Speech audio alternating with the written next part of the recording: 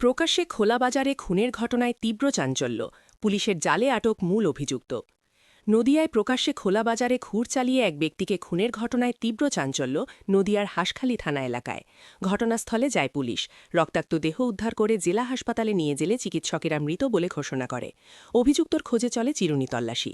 সূত্রের খবর, নদিয়ার হাঁসখালির বিডিও অফিস মোড়ে একটি সেলুনের দোকানের বাইরে বশির মণ্ডল নামে এক যুবকের রক্তাক্ত দেহ পড়ে থাকতে দেখে স্থানীয়রা। খবর দেওয়া হয় পুলিশকে। প্রকাশ্যে দেখা যায় যুবকের পেটে ঘুর চালানোর গভীর আঘাত রয়েছে। এছাড়াও শরীরের বিভিন্ন অংশে রয়েছে একই আঘাতের চিহ্ন।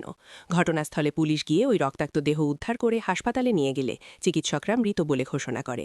খোলাবাজারে প্রকাশ্যে খুনের ঘটনায় ছড়িয়ে পড়ে তীব্র চাঞ্চল্য। পরিবারের দাবি, চক্রান্ত করে খুন করা হয়েছে বশির মণ্ডলকে। শনিবার সকালে বশির মণ্ডল দাড়ি সেভ করার জন্য গিয়েছিল ওই সেলুনে। তারপরে পরিবার খবর পায় খুন হয়েছে বশির। কান্নায় ভেঙে পড়ে পরিবার। মূল দোষীর দৃষ্টান্তমূলক শাস্তির দাবি করছে পরিবারটি। সূত্রের খবর, অভিযুক্ত সুজিত সরকারকে আটক করেছে পুলিশ। চলছে জিজ্ঞাসাবাদ। ঘটনাস্থলে সবসময় রয়েছে পুলিশ মোতায়েন। যদিও এই ঘটনায় উত্তপ্ত হয়ে রয়েছে গোটা এলাকা। ছেলেটা পড়ে রয়েছে, পেটে কুরমারা রয়েছে, কপালে কুরমারা রয়েছে, ঠিক আছে।